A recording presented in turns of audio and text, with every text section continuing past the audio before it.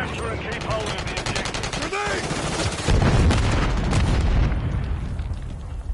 We're taking Charlie.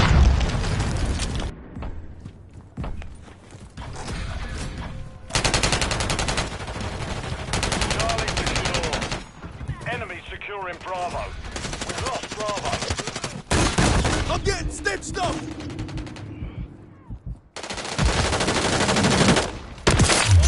Charlie.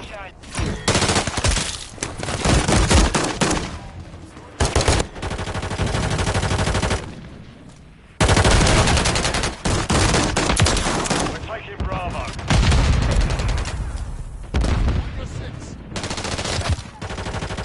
Never gave you anything. We're taking Enemy captured 2 objectives. Enemy Charlie. I'll get dismissed. Securing objective Alpha. Hostiles deployed a Mosquito. Semtex out! Control Alpha. Attack me! We're losing Charlie.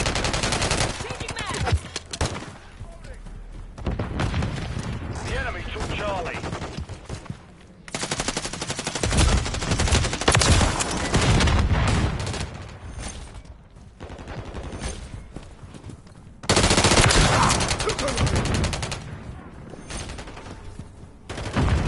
Securing objective Bravo.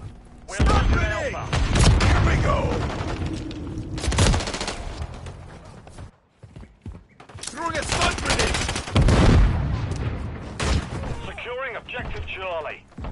The enemy holds 2 objectives.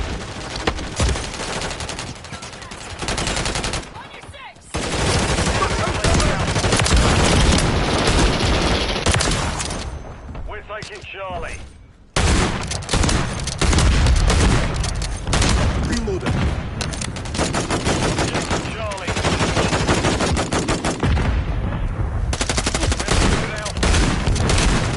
Reloaded. Lost Alpha. Alpha. Throwing a stun grenade! Alpha secure. Hit! Enemy securing Charlie. Throwing Semtex! Effective fire! Taking Bravo. Enemy's taking Alpha. Stop! Flash incoming! Charlie is compromised. Get Take them! We control Bravo. Enemy taking Bravo. Throwing a stun grenade! Securing objective. Dropped him! Get it back. Securing objective Bravo. Throwing Semtex! Semtex!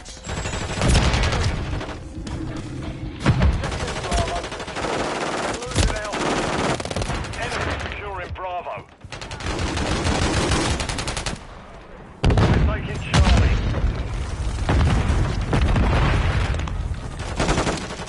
Semtex out! Securing objective Charlie. Enemy taking Bravo.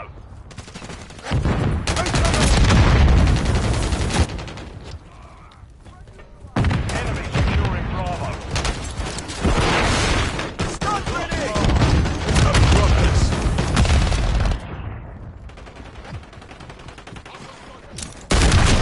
Enemy taking Alpha. Taking Charlie. Enemy currently holds all objectives. We're taking Bravo. Reloading. Losing Charlie. Securing objective Alpha. Securing objective Bravo. Grenade! Stun incoming! We're taking Bravo. We control Bravo. Taking Alpha. I'm getting stitched up! Get me medical! Mosquito is online. Enemy taking Bravo. Securing objective Alpha.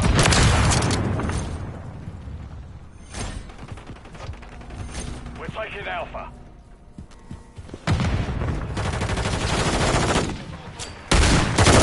Securing Charlie. Hostile counter UAV overhead. Incoming! Securing objective Alpha. We're losing Charlie.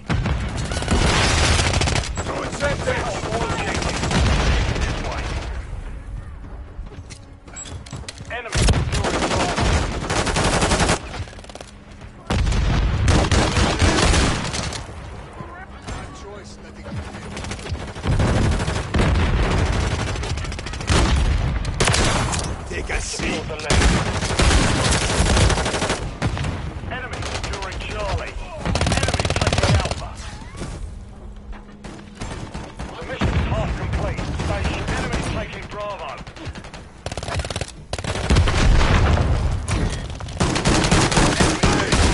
Stun grenade! Securing objective. Incoming! Enemies taking Bravo. Throwing a stun grenade! Enemy securing Bravo.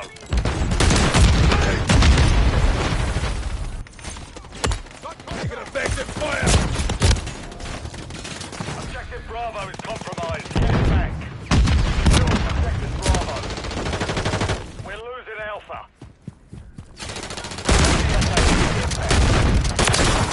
We're taking Charlie. We're taking Bravo. All objectives are under hostile.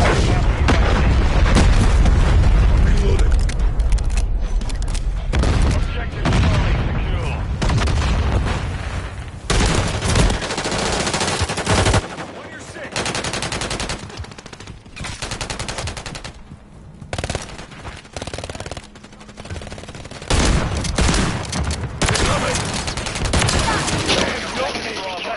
We're taking Alpha. Hostiles deploy the Mosquito. Objective Bravo. Enemies taking Bravo.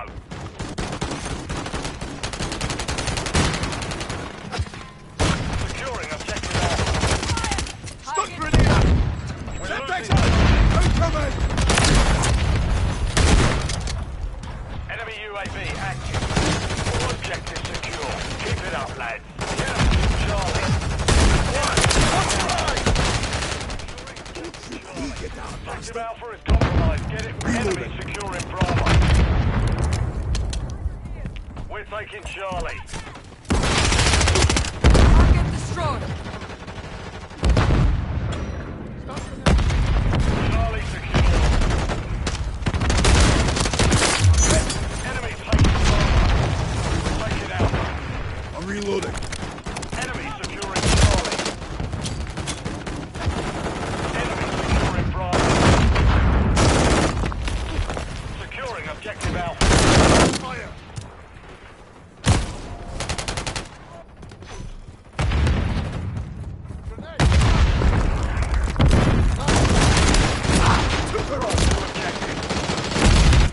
Enemies taking Bravo. Throwing something! Taking Alpha. Enemy securing Bravo.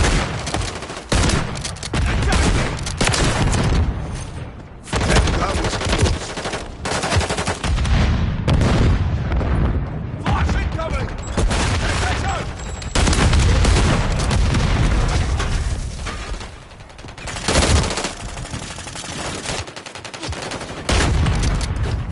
Throwing Semtex! We're losing Charlie.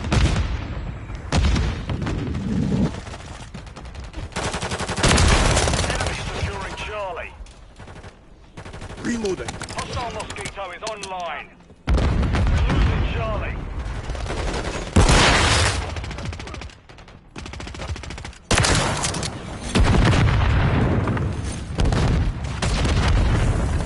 Securing objective Alpha. Enemy securing Charlie. Enemies taking Bravo. Objective Charlie is compromised. Yes, we control Alpha. Friendly cruise missile deployed.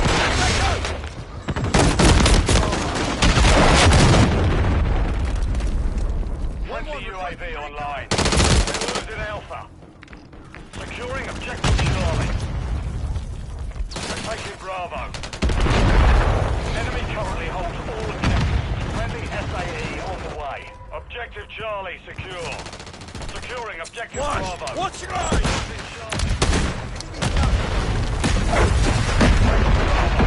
Reloading. Stun! Hit! Friendly cruise missile approaching Charlie.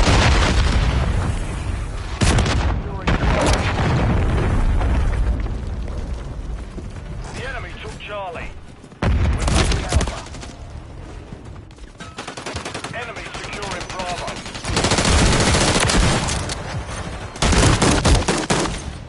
Enemy taking Bravo. On your six. Securing objective Alpha. Incoming! Alpha secure. Enemy securing Bravo. Enemy taking Alpha. Objective Bravo compromised. Get it back. We're losing Alpha.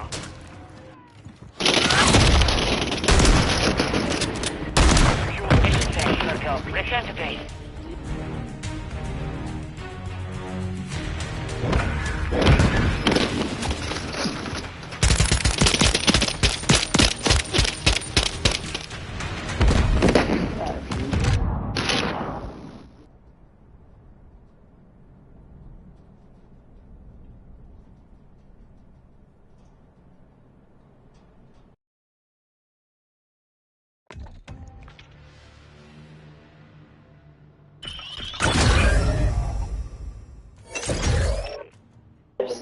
No, me personally, I think I'd rather do that.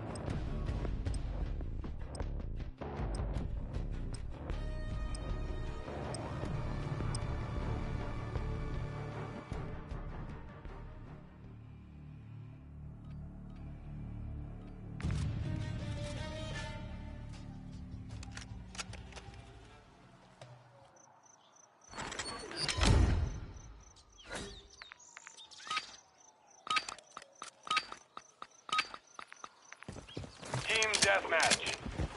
Eliminate the enemy. Leave none alive.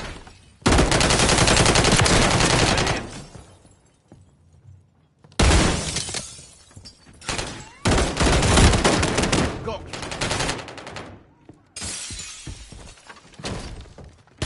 Look out!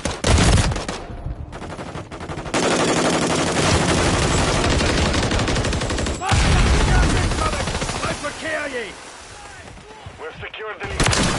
Got one down!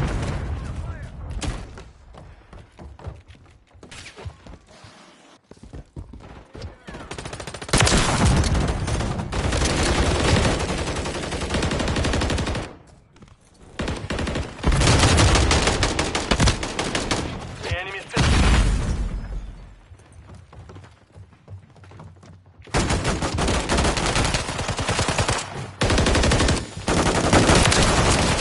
Tag me later!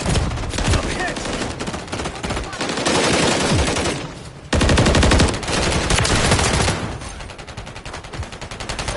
Gas grenade! Enemy is down!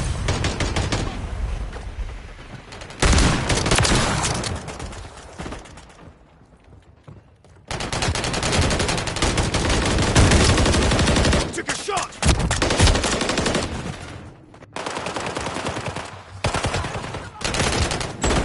Tossing sand!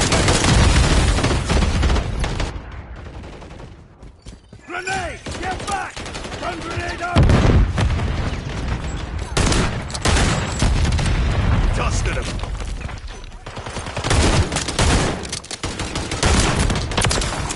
Force one!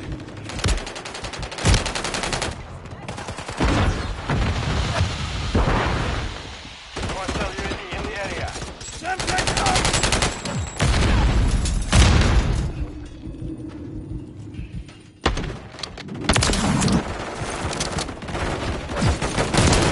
Fire! On your side!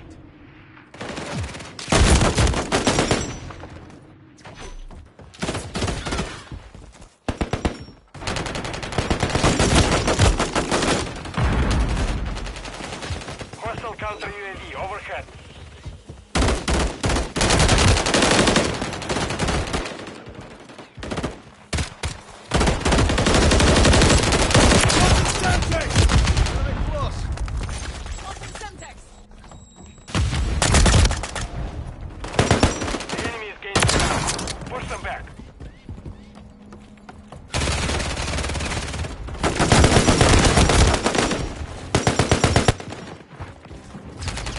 Hostiles deploying the remote turret.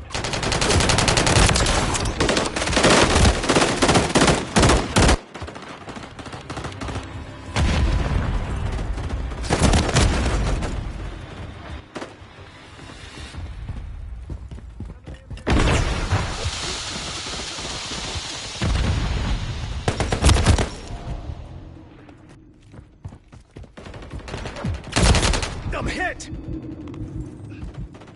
Tossing stun! Got one down!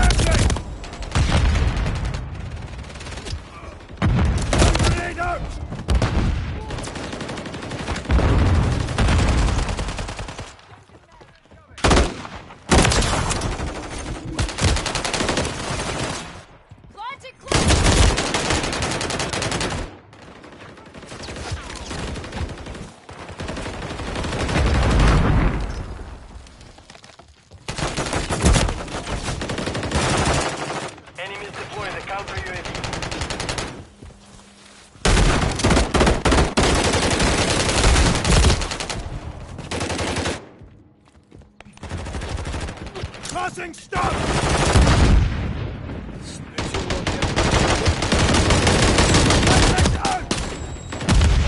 The enemy holds the lead. Clock's ticking.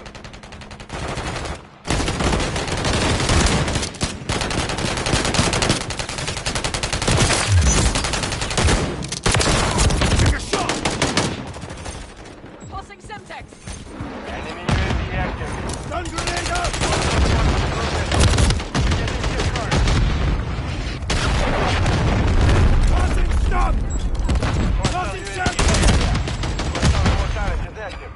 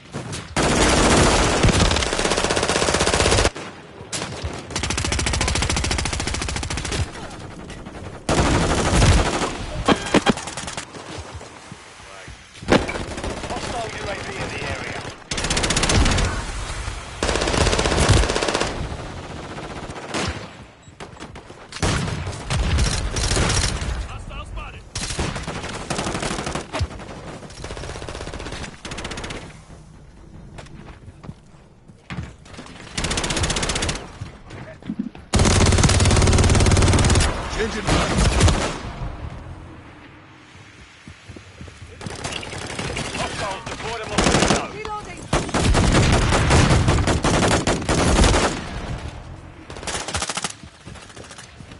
I'm reloading.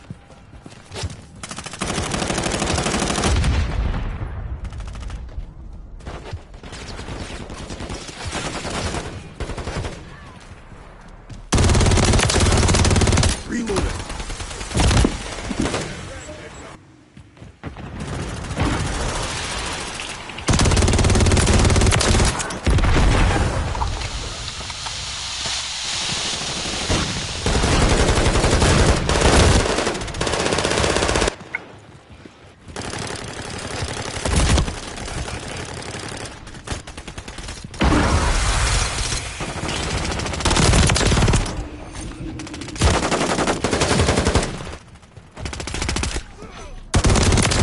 Enemy down.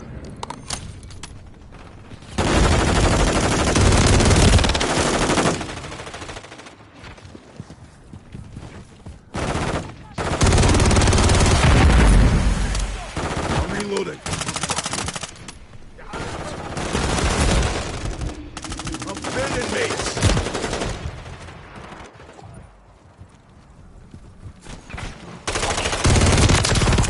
Watch your fire.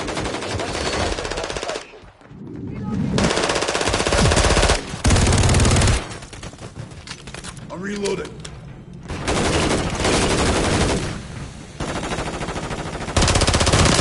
Reloading.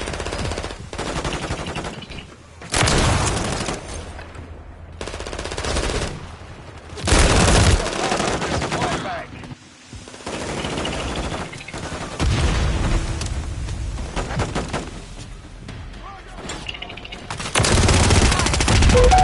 Mags.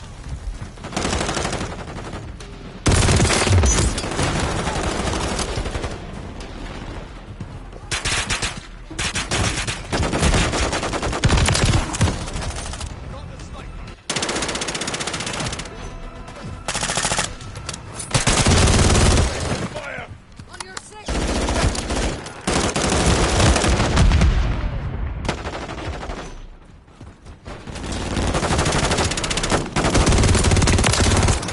I'm reloading.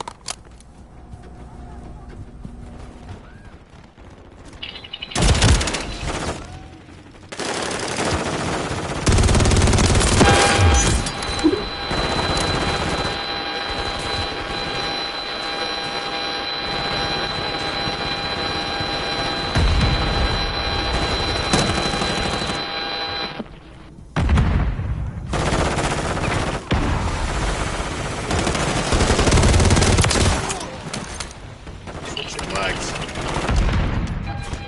Hostile mosquito is online. I'm getting stitched up.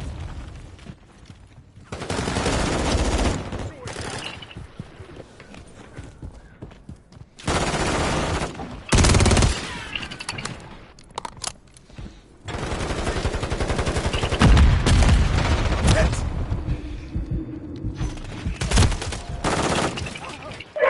Changing mags.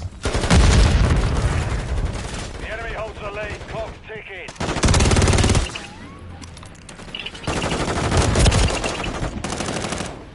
I'm reloading.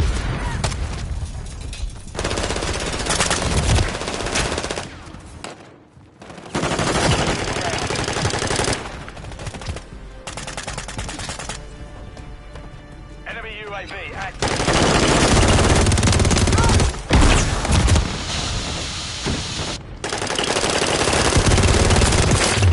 Changing mags.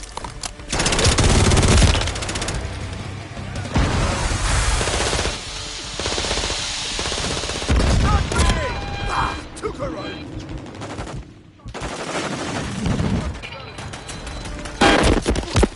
Mission compromised. We failed.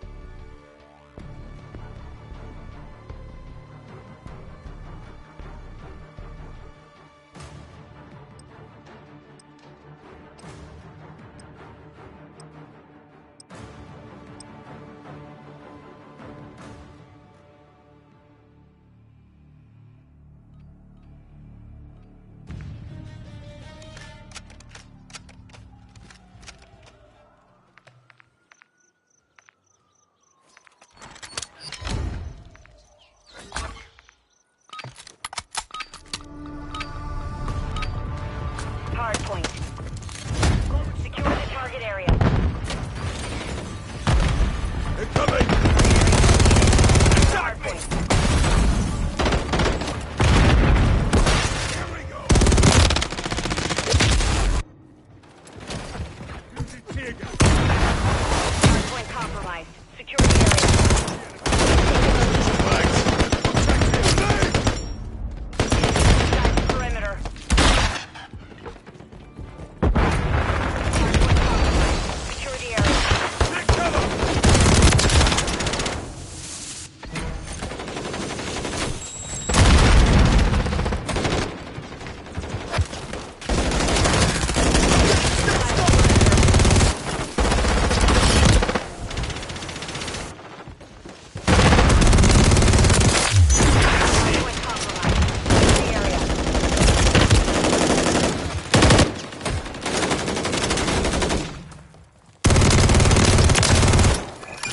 Changing mags. Confirming next hard point. Stand by.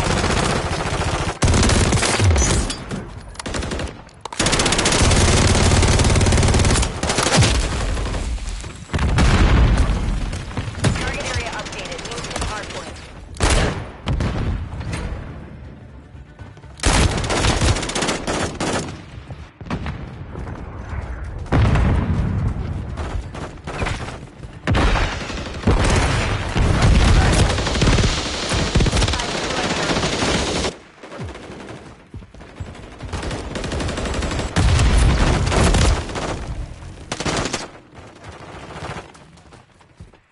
We've lost the lead.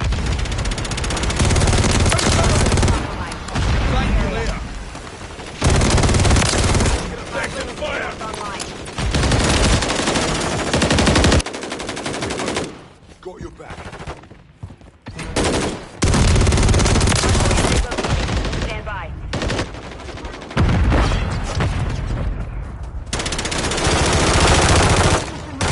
Changing mags.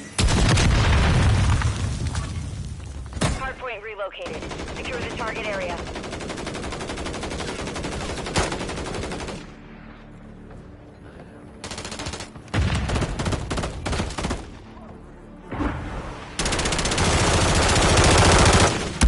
Contact coming.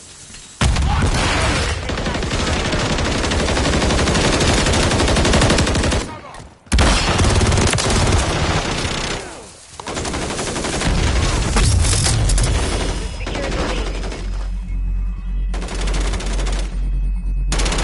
Incoming.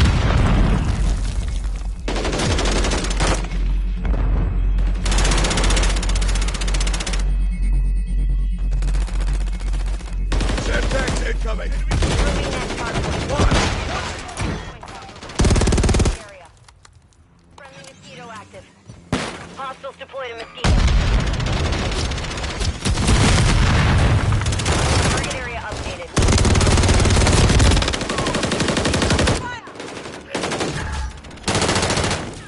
Enemies inside the perimeter.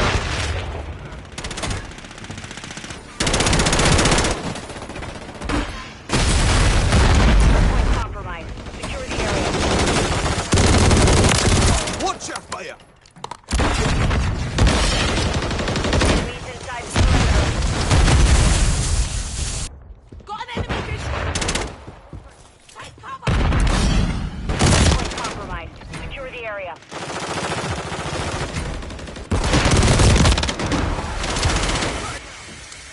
Throwing stun grenade. Hostile forces. Enemies Changing inside the mags. perimeter. Hardpoint compromised. Secure the area. Hardpoint relocated. Secure the target area.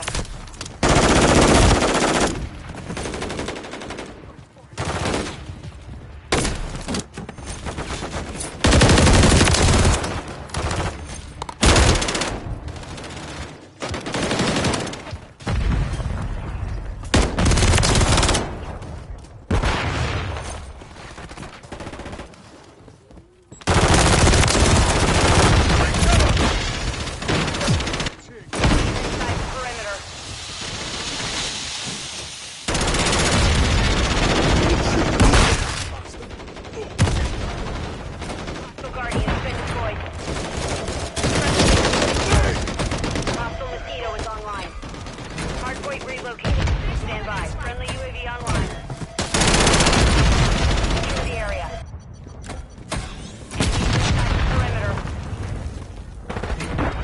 Go ahead. Target area updated. Move to the hardpoint. Hardpoint compromised. Secure the area. The mission is half complete. Stay sharp.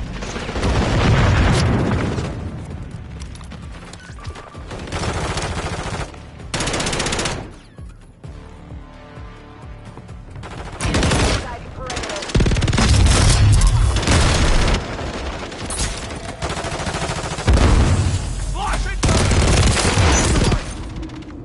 Hardpoint compromised.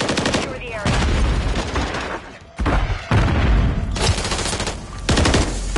Inside the perimeter. Here we go!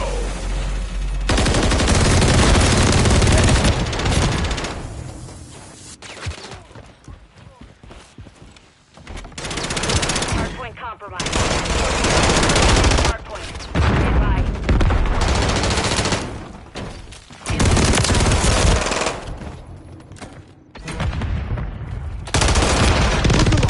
Hardpoint relocated. Secure the target area. Incoming!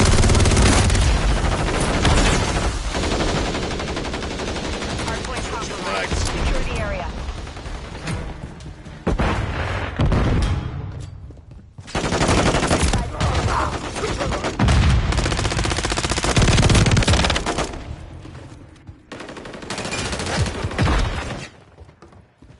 Friendly UAV on station.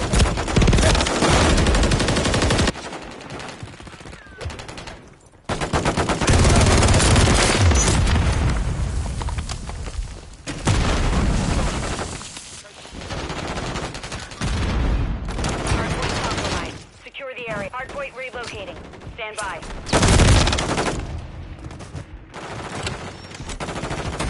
Enemies inside the perimeter. Target area updated. Move to the hardpoint. Friendly cruise missile deployed. Active fire! I'm reloading. Searching target.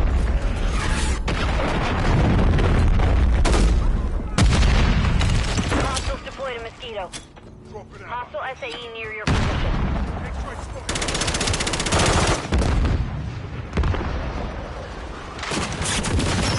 Here we go!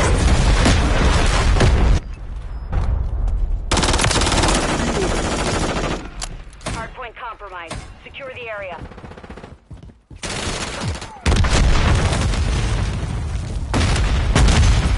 Incoming!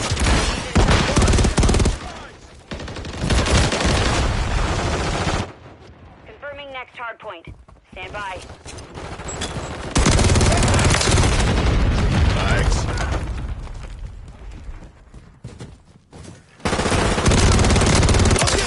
Hardpoint relocated. Secure the target area. Engine light.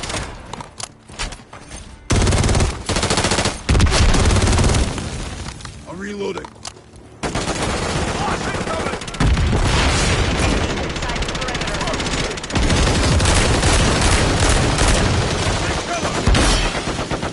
Hardpoint compromised. Secure the area. Hostile cruise missile incoming. Enemies inside the perimeter. Mission time is half complete. Secure the victory. Switching mags. Attack me!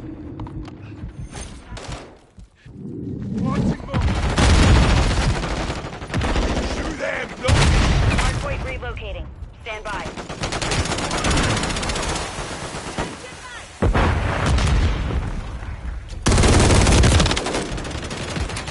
Hardpoint compromised. Secure the area. To the hardpoint.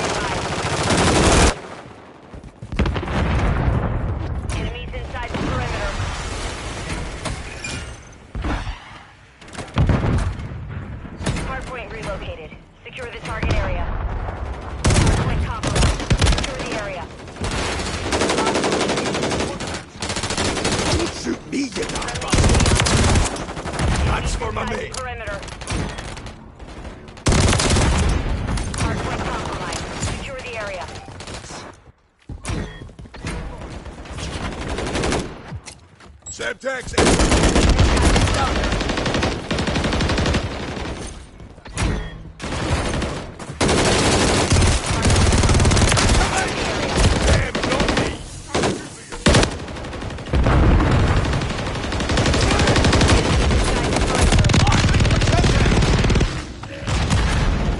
Hardpoint compromised. Secure the area. Hardpoint reloaded. Stand by. Enemies inside the perimeter.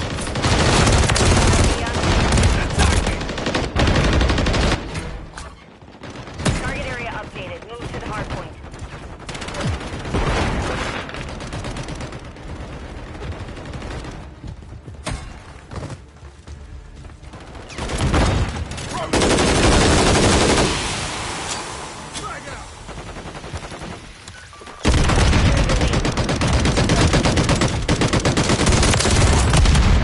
I got you, mate. Thanks. Area.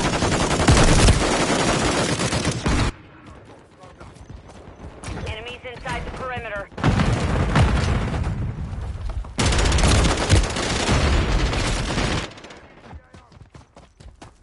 Hardpoint compromised. Secure the area.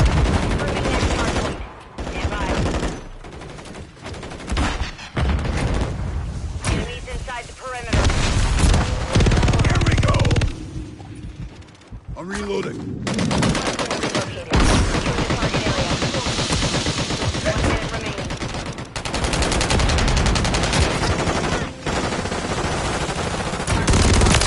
Secure the area. Set in mine. See you.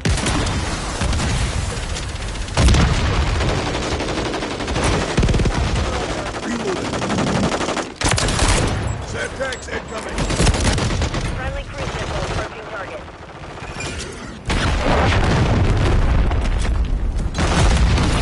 Hostile care package.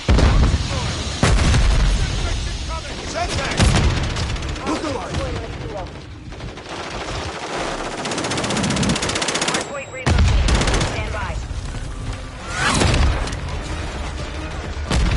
We've secured the field. Mission accomplished.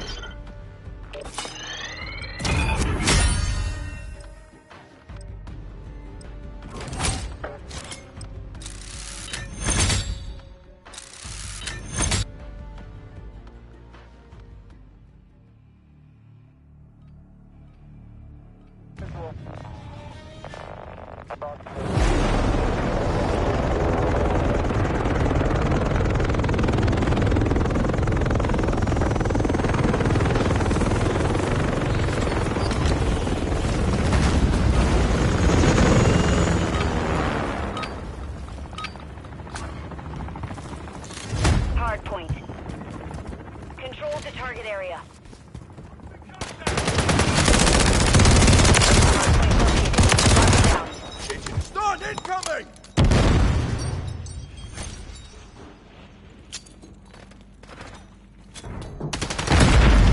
We've taken the lead. Hardpoint compromised.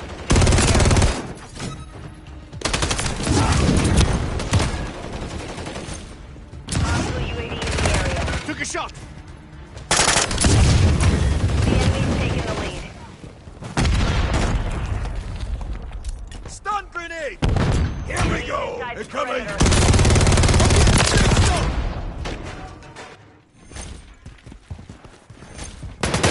Watch out.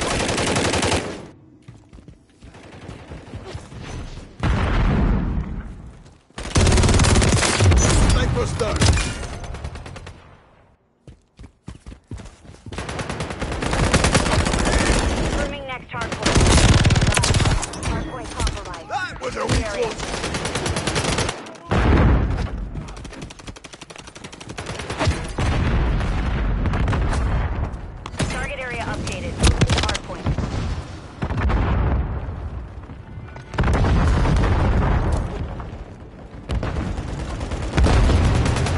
Taking effective fire!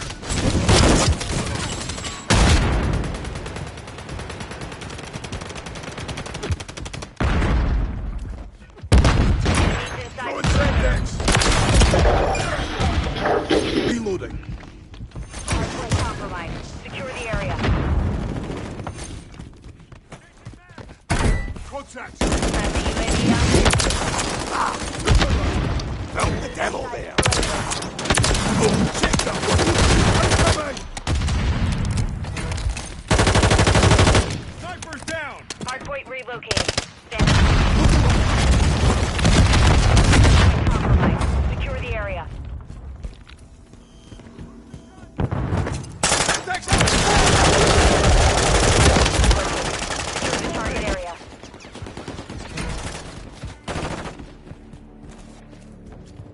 Hardpoint compromised. Secure Throwing the area. Semtex! Drop the sniper! Enemies inside the perimeter.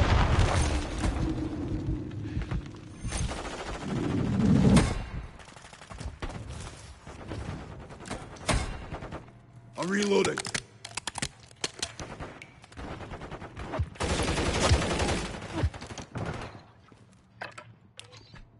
Hardpoint compromised. Secure the area. Hostile Overwatch Helo in the area.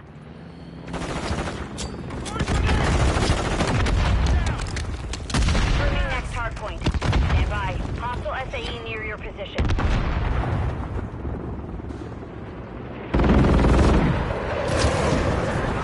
Enemies inside the hardpoint.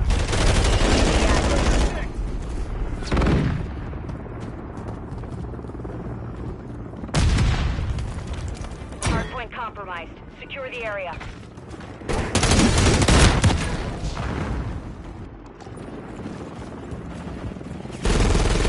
Throwing a stun grenade! Attack! Inside the perimeter.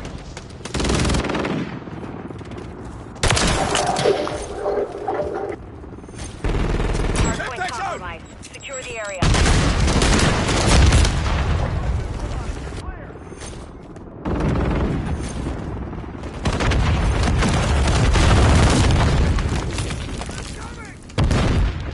Incoming! Stand by. Inside the Sniper's perimeter. down!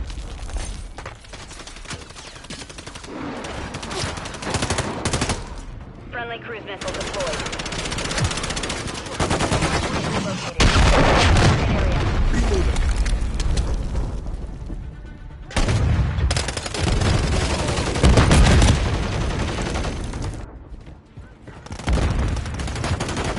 Friendly UAV online. Hardpoint compromised. Secure the area. Got the sniper!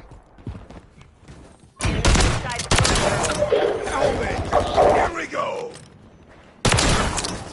Hardpoint compromised. Secure the area. I'm reloading.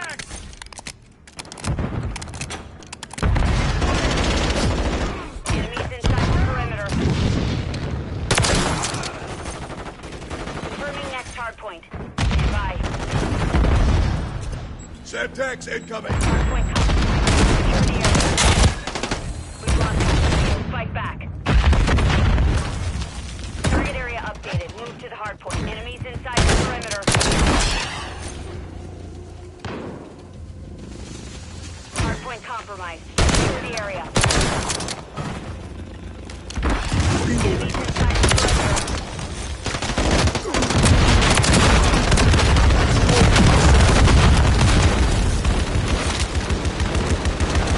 Hostile is online. Fire!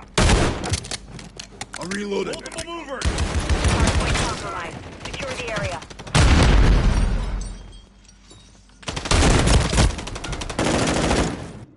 Enemies inside the perimeter. Incoming!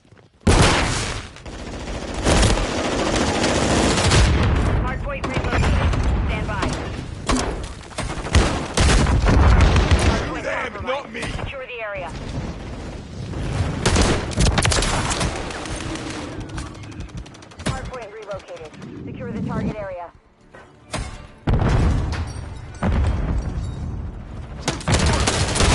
Oh, check that bloody fire. Ah, took her out.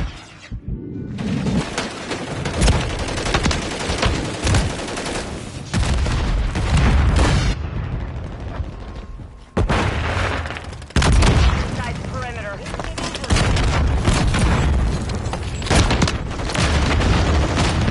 Run, incoming!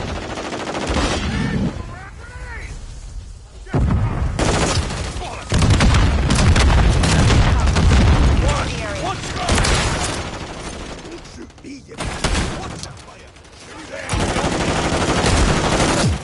Fire! Confirming next hard point. Stand by. Semtex!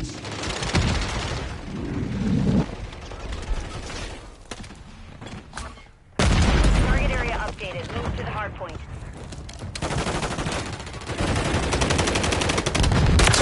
We've lost the lead.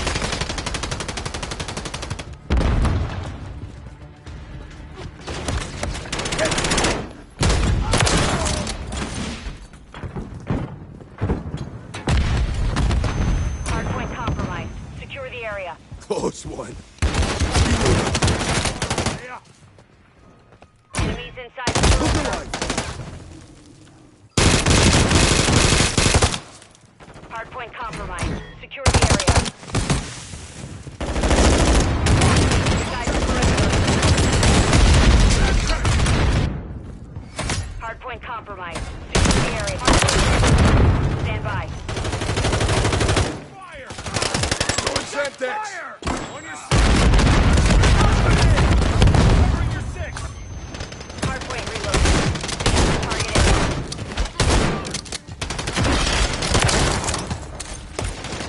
Effective fire! Here we go! Enemies inside the perimeter.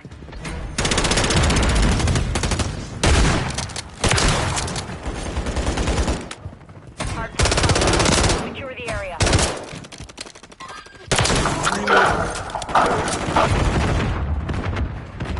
Cycle's done.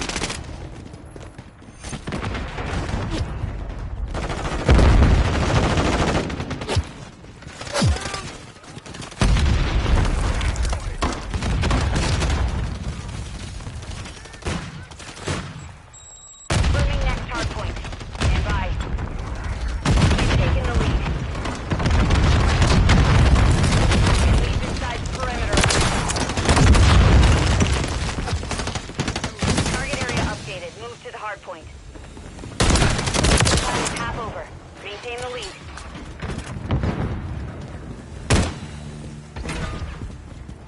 Hard point compromised.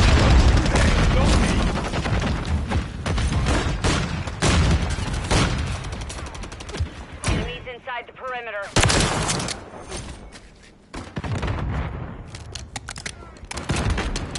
Run, incoming! Hard point compromised. Secure the area. Hostiles deployed. Reloading.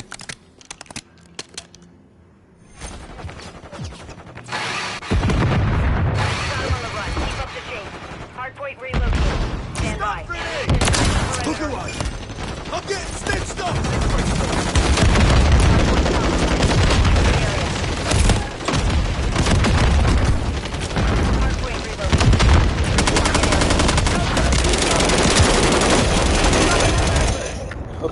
Enemies inside the perimeter.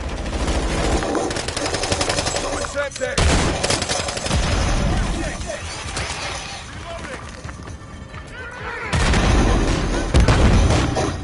Here we go!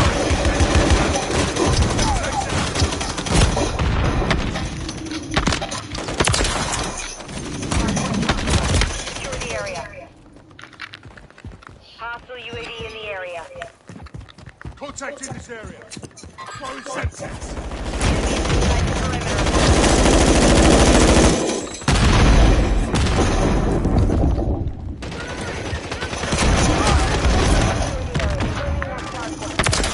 Drop the sniper! Inside the perimeter.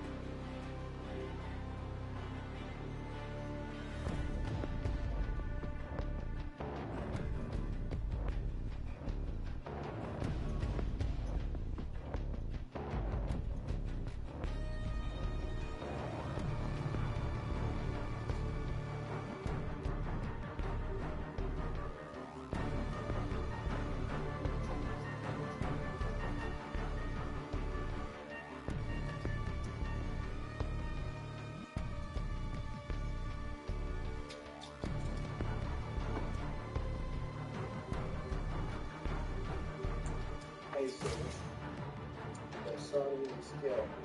Such good job.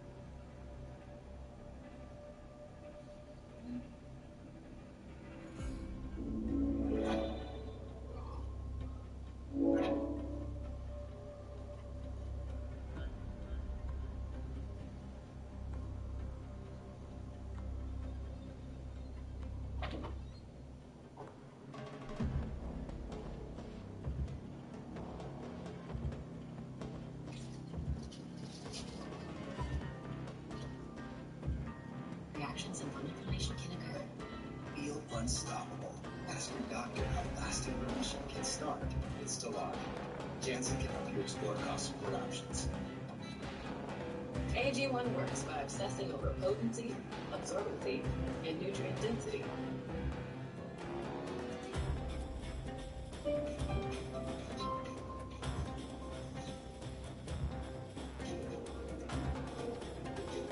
The carrier airwing.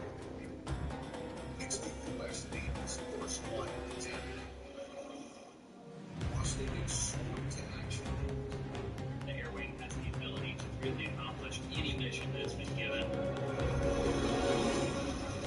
Over 70 powerful aircraft, each one with a crucial purpose and mission. It doesn't just happen with one person. It's the most incredible, complex team sport. Leading the charge, the F-18 Hornets and Super Hornets. Fearless warriors ready for battle. We can really do some damage in the battlefield. This is the inside story of how naval aviation had to fight for its place in the skies. For the first time, we have an actual battle that shows that the aircraft is its own offensive weapon. Today, it's the air wing aviators that lead America's fight. People's lives are depending on you getting there and getting it right.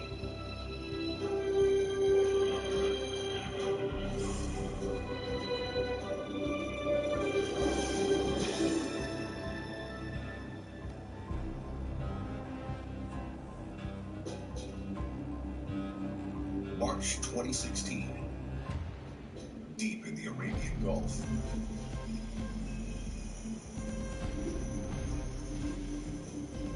Sailors on the flight deck of the USS Truman prepare a strike group of Navy aircraft for takeoff.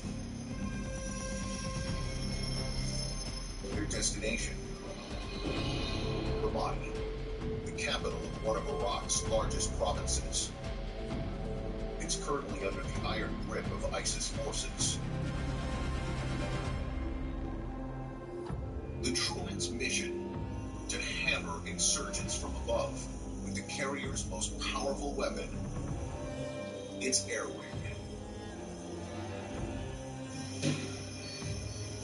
The carrier air wing is made up of over 70 highly specialized aircraft. Helicopters, cargo planes, jets dedicated to electronic attack, and the air wing's most potent weapon, its 48 F-18 Hornets and Super Hornets. They're the tip of the air wing's spear. In our air wing, we have 4 F-18 squadrons. We have an F-18 Charlie squadron, which is the aircraft you see behind us. And then we have 3 F-18 Super Hornet squadrons, and they make up the premier group of pilots and aircraft that both deliver air-to-air and air-to-ground ordnance on target, on time, every time.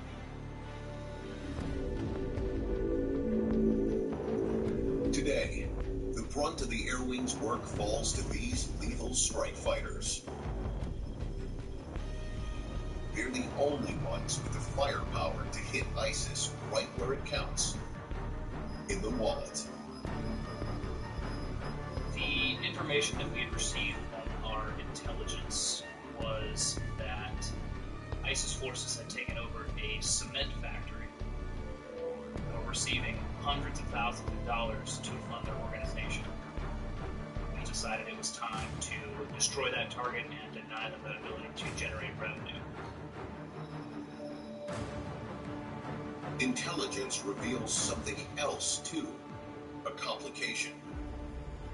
The target is located in a village full of civilians. Pilots have to be extra cautious when making the strike. It was decided to minimize collateral damage concerns that we would strike that target in the middle of the night when there would be the least number of possible casualties in and around that area.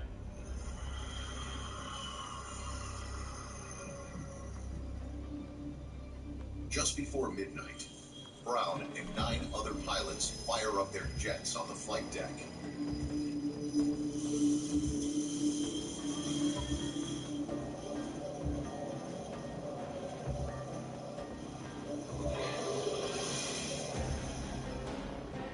One by one, they launch north into the dark of night and fly toward the target. As Brown nears land, he and the other F-18 pilots are on high alert. They know darkness alone won't hide them from the enemy. ISIS has the ability to shoot rockets or missiles or air defense artillery at an aircraft.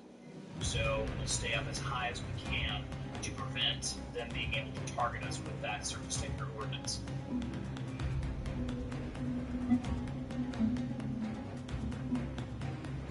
Just before they head into Iraq, the F-18s meet up with a KC-135 Air Force tanker. To make it to his target, Brown needs gas.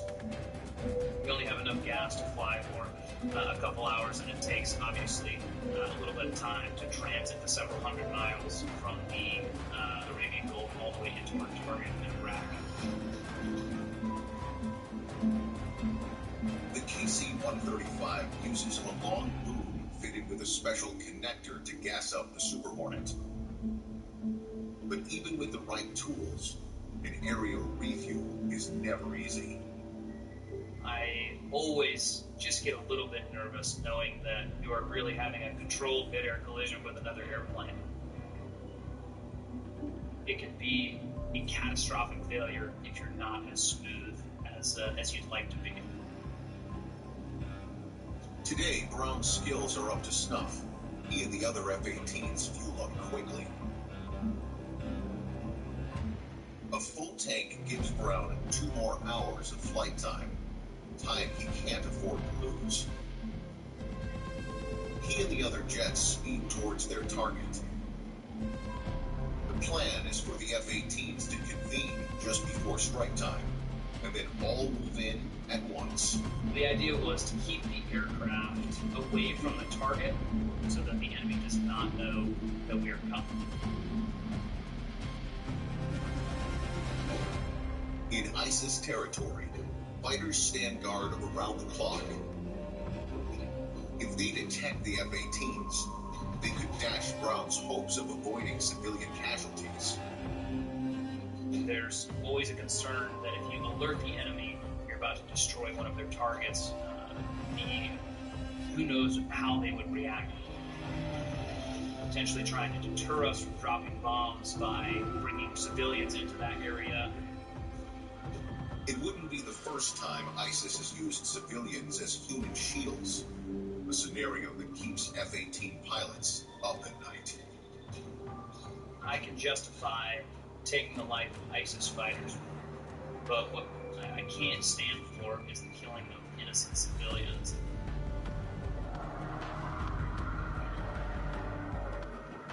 High above Iraq, Brown and the other Super Hornets circle the ISIS stronghold. The cement factory was a fairly large facility, so there was all different manner of desired points of impact. In this mission, partial damage won't cut it. It will take bombs from each Super Hornet to destroy the target completely. So my particular aircraft was loaded with 4 GBU-31, which is 2,000-pound Joint Direct Attack Munitions, which is a GPS-guided precision strike bomb. Brown's Super Hornet was made to deliver a potent sting to the enemy. 11 different weapon stations accommodate up to 17,750 pounds of bombs and missiles. Carrying a multitude of air-to-air and air-to-surface munitions, which makes our aircraft one of the most versatile in the nation's inventory. The Super Hornet's bomb of choice is the GPS-guided Joint Direct Attack Munition, or JDAM for short. The Super Hornet can carry different weights of warheads on board, so We normally carry anywhere between a 500, 1,000, and a 2,000-pound warhead. Whatever the size, pilots can count on one thing: accuracy. Each JDAM can strike its target within 40 feet. Super Hornet can really do some damage in the battlefield.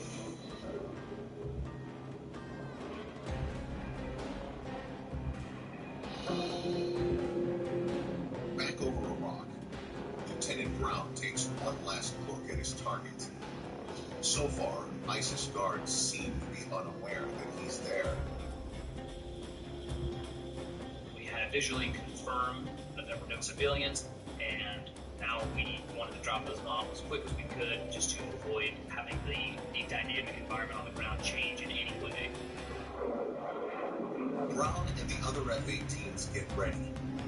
Once the strike starts, their timings have to be perfect. We're all going to push on 1-minute intervals and drop our bombs on the target. If you drop all the bombs at the same time, it's such a massive explosion that it could prevent the other Hornets from being able to visually acquire their targets. Brown's F-18 will lead the strike. He has less than a minute to get in and get out before the next Super Hornet must drop its bombs. If he misses his cue, he could throw off the entire mission.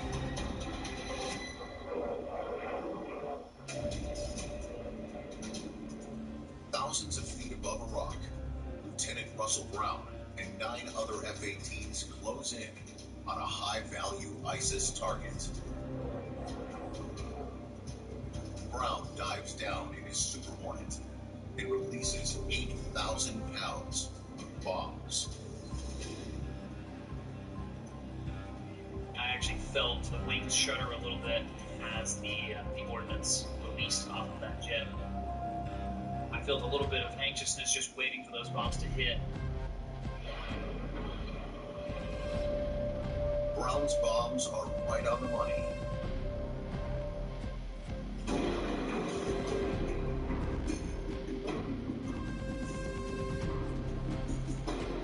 Nine other F-18s follow. As the dust settles, the damage is clear. Mission accomplished, cement factory destroyed. For the next 3 months, pilots from the USS Truman continue to wipe out ISIS strongholds, flying over 2,000 sorties, and dropping the most bombs ever in a single deployment. We had a drastic impact on the ability for ISIS to wage war. There was certainly a bit of pride having participated in that. I would hope that anytime ISIS knows that a Navy F-18 is overhead, that there's not a whole lot that they can do to avoid running from us or hiding from us. Because we're so good at our jobs at finding and destroying the enemy, I would hope that they feel a sense of hopelessness knowing that the Navy is overhead and that their time is gone. This is Naval Aviation's mission: to provide America with unlimited air power and respond quickly to international crisis. It's been this way ever since the Carrier Air Wing came into existence.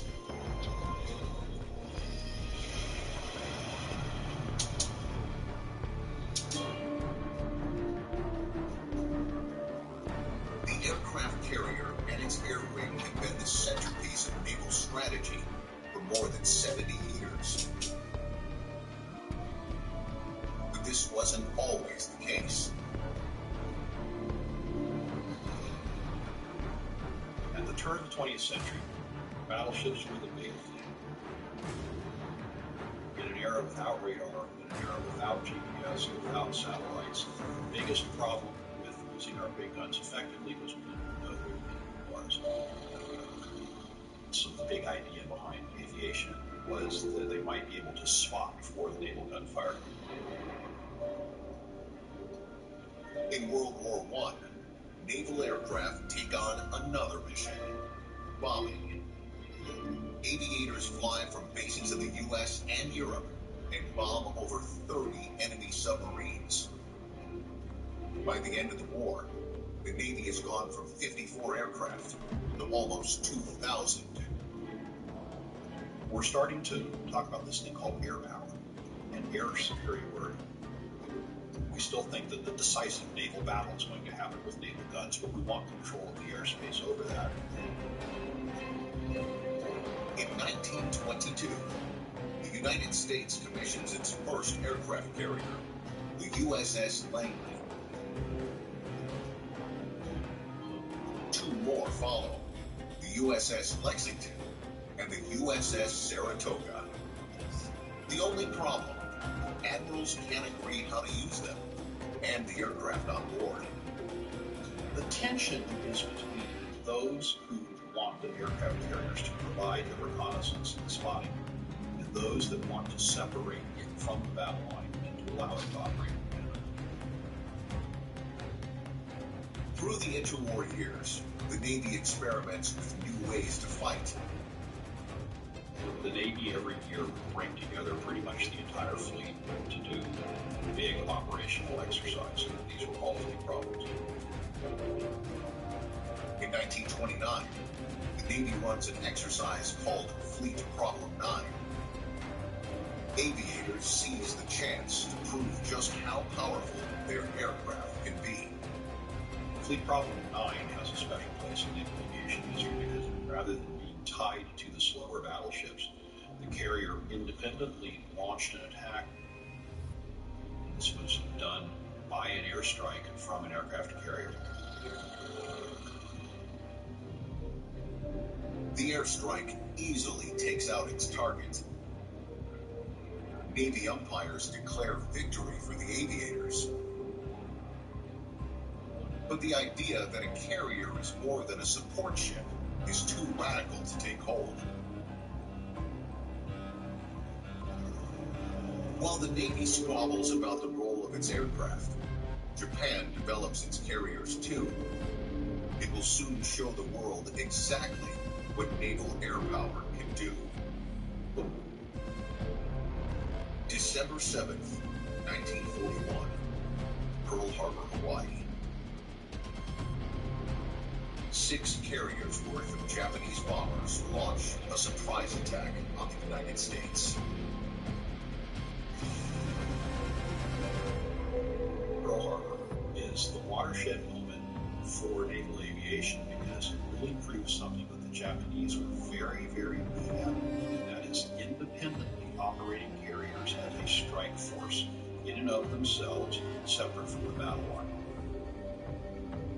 What I'm talking about is 300 aircraft carrying out an expertly planned and executed strike mission. 8 U.S. battleships are destroyed or damaged. The Navy has no choice but to rely on its 3 Pacific Fleet carriers.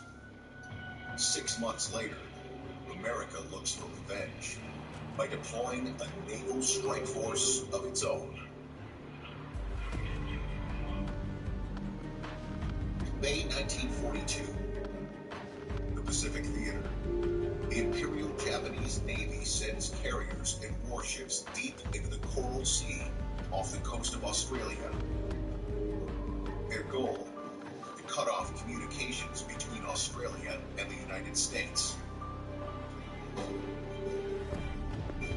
The U.S. Navy gets wind of the plan, encounters with the carriers Lexington and Coopdawg. They settle in 70 miles away from the Japanese Navy and send their aircraft off to fight. The Battle of the Coral Sea is sort of another one of these watershed moments for naval aviation because it is the first naval battle that happens when the capital warships never see each other. Japanese fighters dive bomb the Americans. sinking one carrier and damaging another.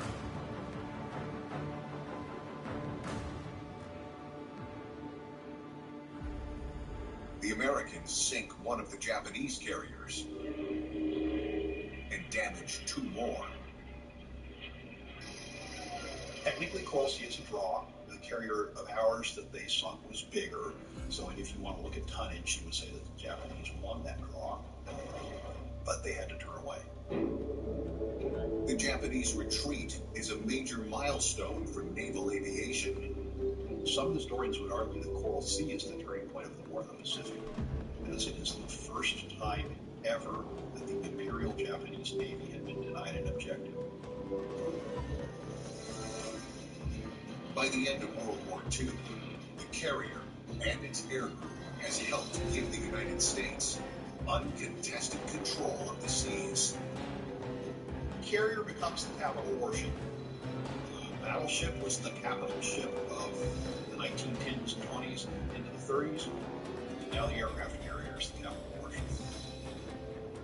But soon enough, the Navy finds itself facing a new foe at home.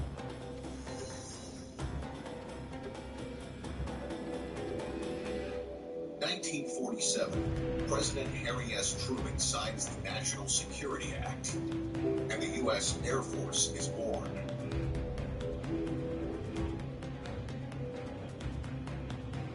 The Air Force quickly claims exclusive access to the most powerful weapon ever created, the atomic bomb. The Cold War story, I think, that we really need to start talking about is nuclear weapons. The Air Force has one, the Navy doesn't. The Air Force claims that sea power is a thing of the past, and that Navy carriers and aircraft don't offer the same bang for the buck. The Air Force says, instead of spending money on that, why don't you spend money on this B-36 that carries a big nuclear weapon? And all those millions of dollars that you're spending on all those incredibly expensive Navy toys, why don't we just save that money? In 1949, the Department of Defense proposes huge cuts in naval programs. The Air Force is successful at wresting some funding away from the Navy. This is a threat to the very existence of naval aviation. It will take another war to show just how valuable the carrier air wing is.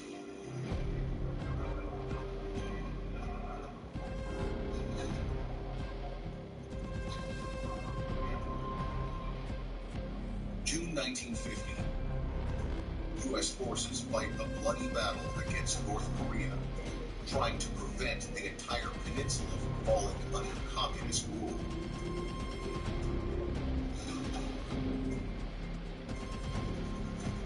Our very small forces have a problem.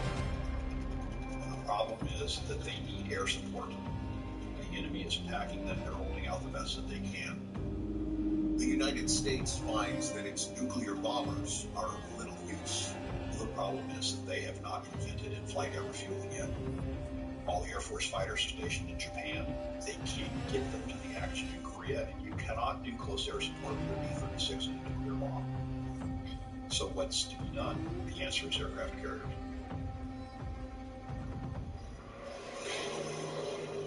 For the next 3 years, naval aviation is a major factor in frustrating the North Korean advance and forcing the armistice agreement ending the war. It's not too much of a stretch to say that the Korean War really saved naval aviation. Suddenly, the air wing is important again. Over the next 20 years, naval aviation explodes, adding aircraft that do more than just bomb. The Navy develops specialized planes for everything from long-range strikes to reconnaissance to helicopters that stand by for search and rescue operations. By the end of the Vietnam War, the air wing has grown to nearly 90 radically different planes, making logistics complicated and expensive. You'd have to have separate systems of part supplies. You'd have to have separate ways to train people. you have to have airplanes that fly at different speeds, have different fuel consumptions, and do different things during the mission. It's difficult. That's not the only challenge. By now, key Navy planes are beginning to show their age.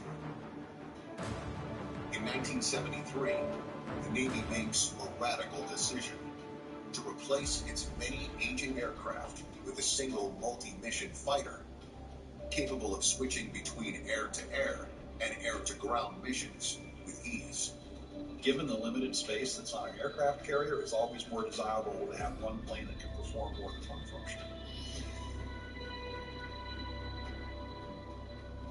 2 years later, the Navy makes its choice, the twin-engine YF-17.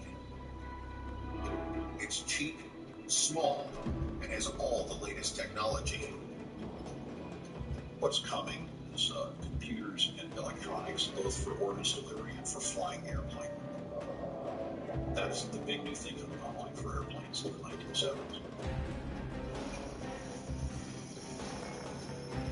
In 1978, the new aircraft rolls out for operational testing and gets renamed the F-18 Hornet.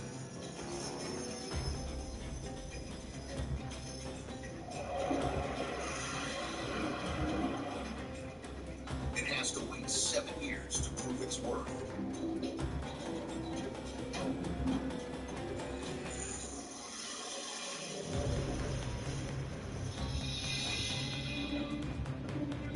January 1991. The USS Saratoga lingers off the coast of Iraq. On board, carrier Air Wing 17, including the fledgling FA-18 Hornet.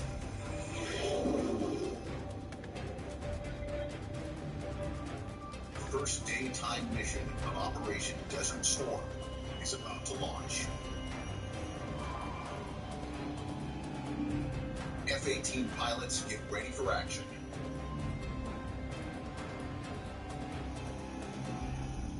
Today they will attack Iraqi air defenses and stop them from shooting down coalition aircraft. We were going after a target in western Iraq that's known as H3. It's an airfield.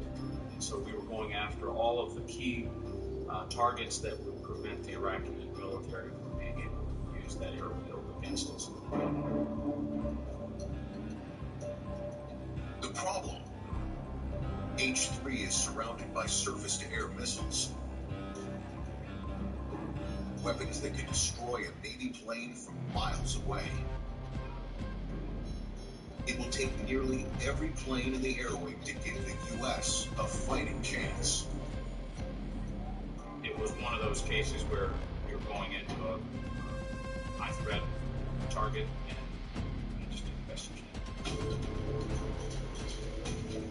Early that afternoon, the aircraft of carrier Air Wing 17 line up on the deck, ready to head into Iraqi airspace.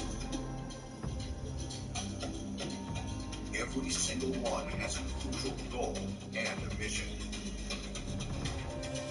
An E-2C Hawkeye leads the way, ready to alert Fox's Hornet to any threats on the ground or in the air. This electronic overlord carries more than 12,000 pounds of technology. A single Hawkeye can monitor 6 million cubic miles of airspace and 150,000 square miles of ground. It tracks enemy missiles and aircraft more than 200 miles away. Up next, the F-14 Tomcats. Their mission: protect the Hornets from any enemy jets.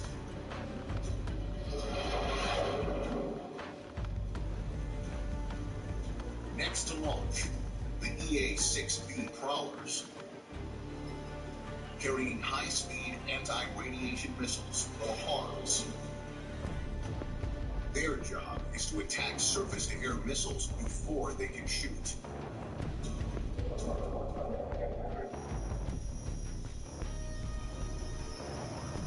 The last to launch, 4 F-18s. They must do the dirty work, bomb the target into oblivion. To do that, they are loaded up with 4 2,000-pound bombs, making the Hornet much less maneuverable.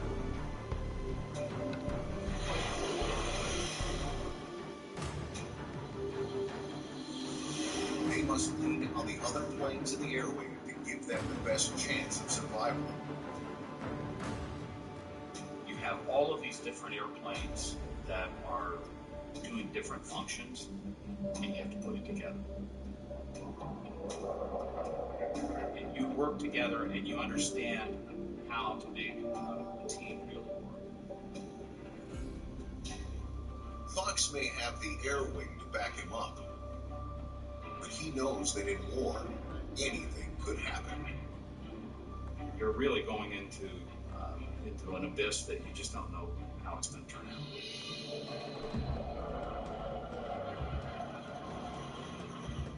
Not long after takeoff, Fox's F-18 crosses into a rock.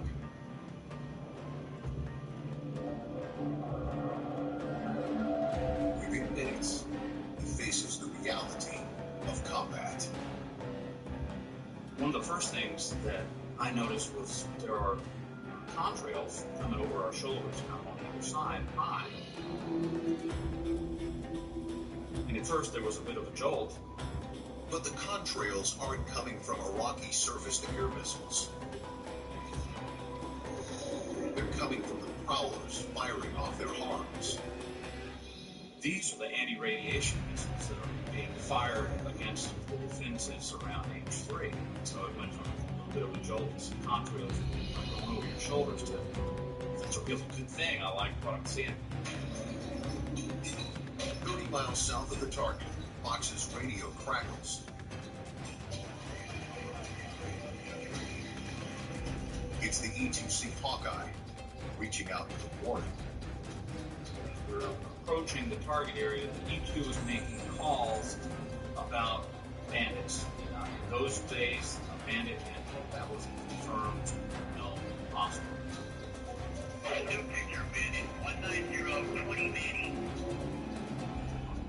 This hostile is an Iraqi MiG.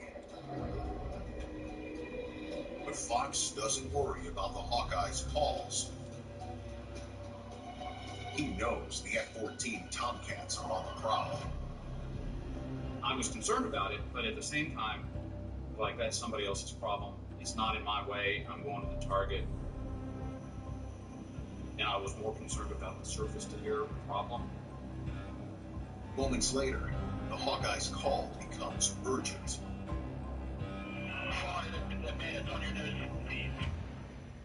E2 made the call.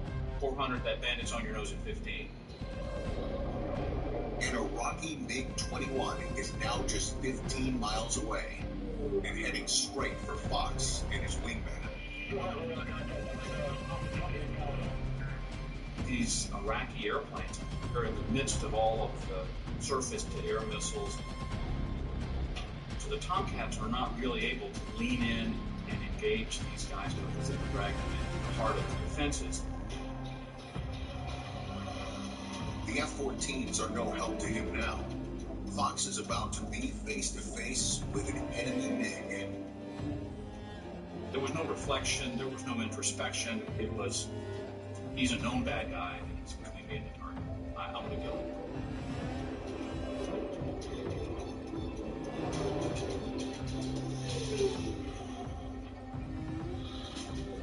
(1991), day 1 of Operation Desert Storm. 30,000 feet over western Iraq, FA-18 pilot Mark Fox is nose-to-nose with an enemy MiG who's closing in fast.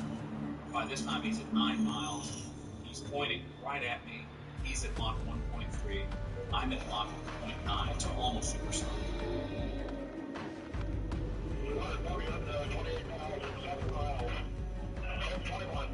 Fox has just seconds to lock onto the MiG and choose a weapon. Inside of 10 miles, we always select a Sidewinder, heat-seeking missile. It's more maneuverable. It's a fire and forget weapon. I'd fired 2 or 3 sidewinders in previous missile exercises in peacetime training,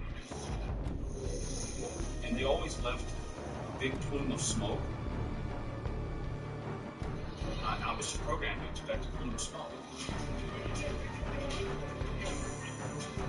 But as soon as the missile came off the rail, there was no smoke. Fox can't afford to doubt his kill. He locks his radar onto the big. Well, yes. At that point, selecting Sparrow. As I'm squeezing the trigger on the Sparrow, there's an explosion. The first missile did the job. And then I watched the Sparrow accelerate, and it hit him. To his left, Fox sees another big explode, courtesy of his wingman. But there's no time to celebrate. His Hornet still has 8,000 pounds of bombs and a target to destroy. I rolled in on the target and point the airplane at the ground. At that point, you're just doing everything you can to have a very good dive on and run.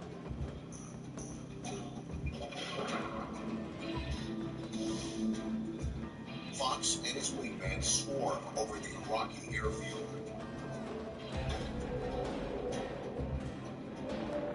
In just minutes, it's demolished.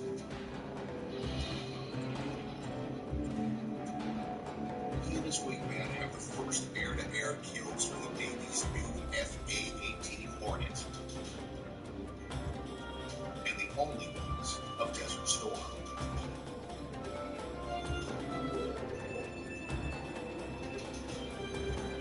It's the F-18's triumph.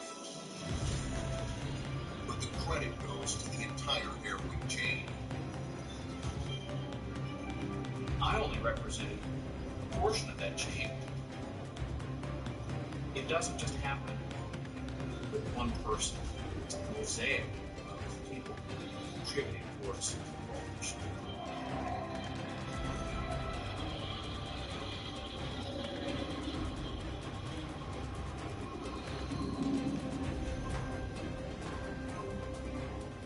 By now, the F-18 Hornet is the foundation of the carrier air wing.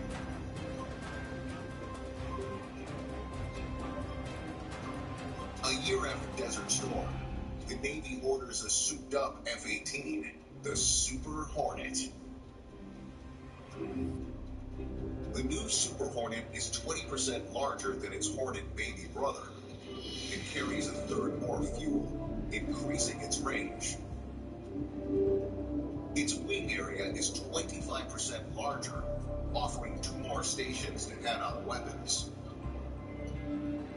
In 2003, the Navy builds on the Super Hornet with the EA-18G Growler, designed to replace the EA-6B Prowler and take on electronic attack. Now, almost all the planes in the air wing are some form of F-18. Running the Navy effectively is all about logistics. We have to get all our stuff to a ship that's out of the middle of the ocean somewhere.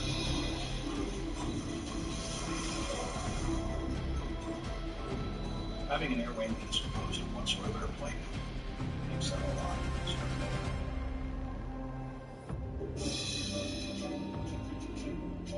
By 2008, the Navy has over 350 new Super Hornets. And starts phasing out the venerable Hornet.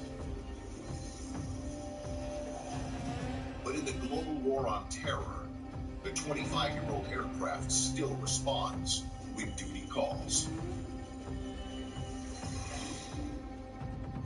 2008, the USS Abraham Lincoln cruises in the Arabian Gulf.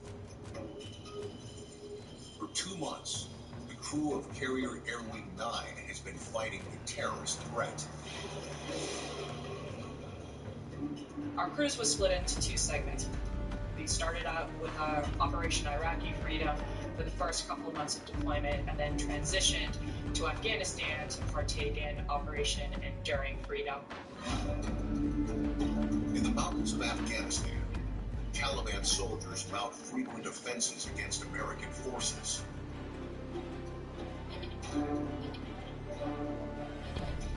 In July, the U.S. loses its 500th soldier, making operations here even more deadly than in Iraq.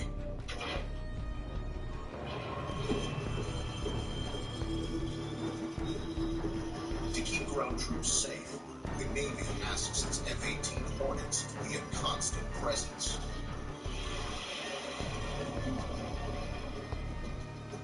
And provide close air support if something goes wrong. A lot of the tasks were time sensitive, so if somebody was getting shot at or troops on the ground really needed our help immediately.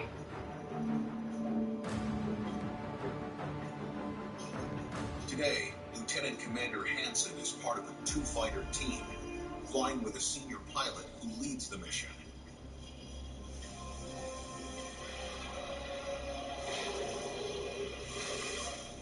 The F-18s take off from the ship, anticipating an ordinary day. We just had general tasking, which involved talking to U.S. troops on the ground and just help them out, either clearing routes or looking at particular sites that they were interested in to make sure that there were no enemy hanging out in. Hansen and her wingman scan the ground patiently for 6 long hours and see nothing out of the ordinary. Finally, they're ready to go home.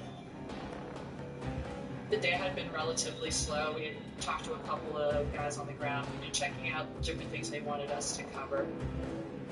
And then we got the word that somebody needed our particular help. You can go days and months being on just 6-hour missions with nothing going on, and then out of nowhere somebody calls you and like, hey, somebody needs help right now. So you go through this really weird transition from, hey, I'm just trying to make sure that I'm being meticulous and looking at my sensors and making sure that I'm trying to find anything that could potentially harm friendly forces to, hey, somebody's actually in trouble right now and they need your help. The call comes from a squad of ground troops south of Kabul. They've been taking fire from the Taliban since early that morning. The guys on the ground had tracked down where the firing position was at, so they wanted to destroy the site so we could be used later on. Hansen and her wingman are eager to assist, but spotting the Taliban border site from 50,000 feet above is not an easy task. Confirming that you are on the same target as what your air controller is looking at from the ground is probably one of the most difficult things to do. You're talking about things from different perspectives. So the guys on the ground can look up and say, hey, I see one mountain, it's on the mountain. And the guys airborne are looking back at him and saying, that's cool, I see 10 mountains, which one are you talking about? Not only do you have to find the target, you have to be 100% sure that your weapons are going to that target. Because there could be friendly forces around there, either our troops or Afghanistan civilians that are around. The F-18s and the ground troops don't have long to sync up. Taliban soldiers could return to the site at any moment. Ground troops quickly relay the coordinates, hoping to rush the strike. But when she tries to punch in the location, Hansen discovers that she has a problem. I looked down to my sensor and realized that my targeting plug wasn't working. It's doing what we call tumbling. It won't lock on to what I actually needed to lock on to. Ground troops are desperate to take out the mortar site before the Taliban returns for another attack. It will take bombs from both F-18s to destroy the site. Her wingman can do his part. but Hansen is all too aware that she's lacking the tools to help. That's a big deal for me. People's lives are depending on you getting there and getting it right.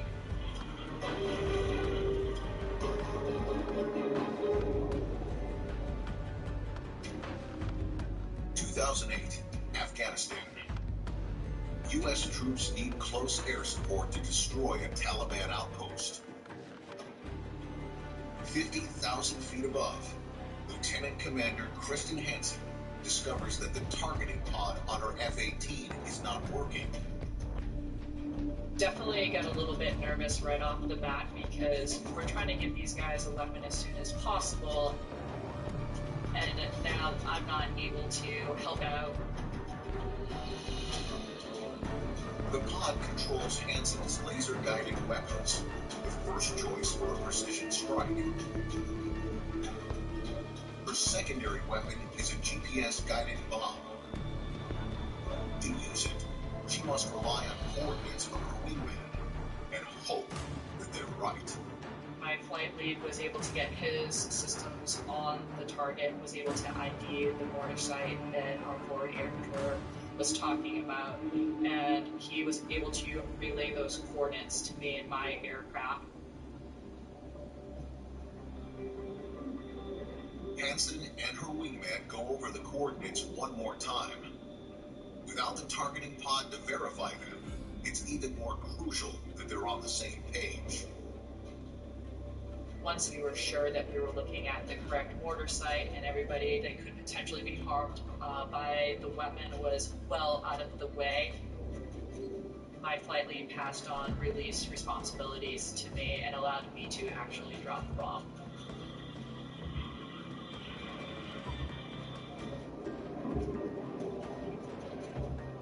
Seconds later, Hansen's bombs hit their target. No more Taliban outpost.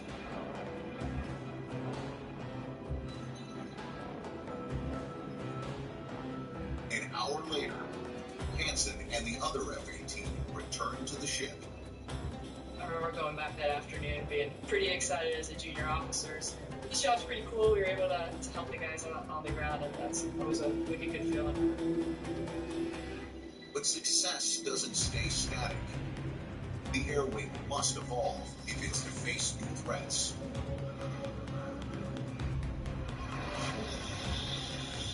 In 2013, Northrop Grumman's X-47B unmanned aerial vehicle becomes the Navy's first drone fighter jet, making 37 carrier launches and landings. In 2017, the Navy announces plans to commission an updated version that doesn't fight, but merely refuels Navy jets. Also on the horizon, 80 more Super Hornets.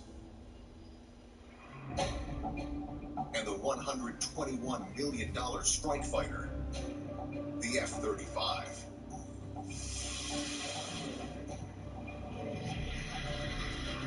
This is the F-35C Lightning II multi-role supersonic single-seat fifth-generation aircraft, also known as the Joint Strike Fighter. It was designed from the ground up to be the first carrier stealth aircraft. A super sleek design and shell of radar-absorbing material lets the F-35 sneak up on enemies and surprise them with 18,000 pounds of ordnance. The F-35's stealth capability allowed it to penetrate areas that other fourth-generation fighters are unable to penetrate. This futuristic bad boy boasts numerous superlatives, including its price tag. The F-35C is the most expensive military weapon system in history. Navy brass expect the F-35 will make its combat debut in 2019. When it does, they have no doubt it will change the game of the carrier air wing. Just don't ask for specifics. Most dates and details remain classified. The F-35 has unique capabilities that we like to protect.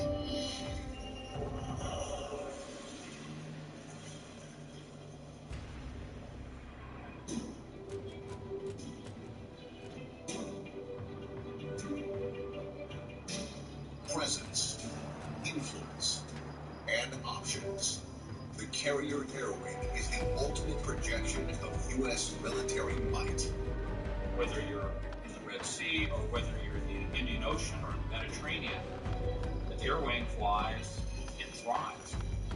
That's what makes the aircraft carrier such a flexible and responsive tool in the nation's toolbox. The Air Wing and its F-18 Strike Force are what give America staying power in its most challenging battles.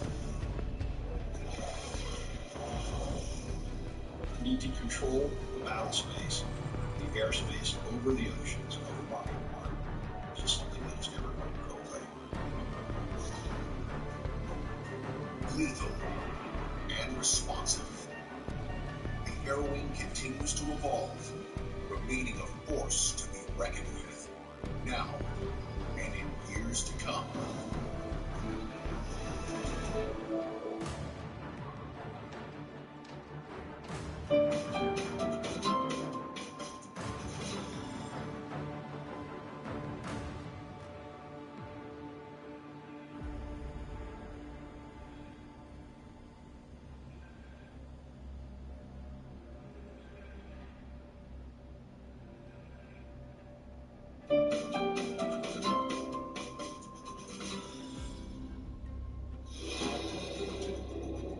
The USS Gerald R. Ford Supercarrier. It's the most advanced warship ever built. Its size, its complexity, and its mission are just amazing. 13 years in the making. It's the ultimate evolution of naval technology. It will deploy as a monstrously capable ship. This $14 billion ship was designed with a mighty promise to revolutionize the way the Navy fights. It means a quicker turnaround to get aircraft off the ship and to deliver ships. To build it, a team of thousands, all working toward the same goal and mission. I've never worked with a more determined and motivated group of individuals in my entire career. Their challenge, to prove that the Ford is the ship of the future. It's possible that the new technology